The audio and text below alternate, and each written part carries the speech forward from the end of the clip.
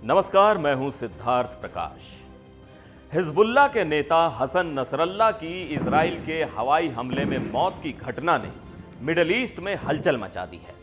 क्या इस घटना के बाद ईरान और इजराइल के बीच तनाव और बढ़ेगा और क्या इस वक्त ईरान वाकई किसी बड़े कदम के लिए तैयार है? आज हम आपको लेकर चलेंगे इस पूरे मामले के हर छोटे बड़े पहलू की गहराई में। नसरल्लाह की मौत सिर्फ हिजबुल्लाह के लिए ही नहीं बल्कि पूरे ईरानी नेतृत्व के लिए एक भारी झटका है। नसरल्लाह की मौत ने ईरान में बहुत बड़ा सदमा दिया है। ईरान के supreme leader Ayatollah Ali Khamenei के सबसे करीबी सहयोगियों में से एक था नसरल्लाह। पिछले 40 सालों से ईरान ने हिजबुल्लाह को अपना मुख्य हथियार बनाकर रखा था, लेकिन इजरायली हमलों ने हिजबुल्लाह की शक्ति को झकझोर कर रख दिया है। और अब ईरान के भीतर यह सवाल खड़ा हो गया है कि इसका जवाब कैसे दिया जाए। तो वहीं खामेनेई अब एक मुश्किल स्थिति में है। कुछ ईरानी अधिकारियों के मुताबिक खामेनेई गहरे दुख में हैं, लेकिन उन्होंने इस पर एक ठंडी प्रतिक्रिया दी है। खामेनेई ने नसरल्लाह के बारे में 2 बयान दिए। उन्होंने कहा कि नसरल्लाह एक बड़े नेता थे और ईरान हमेशा हिजबुल्लाह के साथ खड़ा रहेगा। लेकिन ध्यान देने वाली बात यह है कि उन्होंने ये भी कहा कि अब जवाब देने की जिम्मेदारी हिजबुल्लाह की होगी। मतलब इजराइल से बदला लेना अब हिजबुल्लाह का काम है। इससे एक नया मोड़ आ गया है। ईरान के भीतर भी इस समय 2 तरह की आवाजें उठ रही हैं। एक तरफ कंजर्वेटिव्स यानी रूढ़िवादी नेता हैं जो इजराइल पर फौरन जवाबी हमला करने की मांग कर रहे हैं, और वहीं दूसरी तरफ राष्ट्रपति मसूद पेजेश्कियन की अगुवाई में मॉडरेट्स यानी उदारवादी हैं जो इस वक्त एहतियात बरतने की सलाह दे रहे हैं।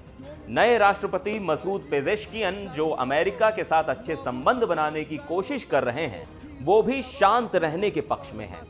पेजेश्कियन का मानना है कि हमें इजराइल के जाल में नहीं फंसना चाहिए क्योंकि इससे ईरान की स्थिति और खराब हो सकती है। लेकिन इस बीच ईरान में अंदरूनी तनाव भी बढ़ता जा रहा है।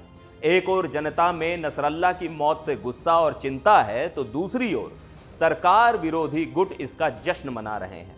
सड़कों पर मिठाइयां बांटी जा रही हैं और ये लोग नसरल्लाह को ईरानी सरकार की एक और कठपुतली मानते हैं। इस संकट के बीच ईरान में न केवल राजनैतिक और सामरिक दुविधाएं हैं बल्कि इसकी अर्थव्यवस्था भी पहले से ही कठिनाई में है। महंगाई और बेरोजगारी की समस्याएं बढ़ रही हैं और ऐसे में सरकार के लिए जनता का विश्वास बनाए रखना और भी मुश्किल हो रहा है। ईरान की सरकार के भीतर इस समय यह सबसे बड़ी चिंता है कि क्या नसरल्लाह की मौत ईरान की सुरक्षा के लिए खतरा बन सकती है। कई ईरानी अधिकारियों ने सवाल उठाया है कि क्या इजराइल अब ईरान को अपना अगला टारगेट बना सकता है। अब सवाल यह है कि ईरान क्या कदम उठाएगा।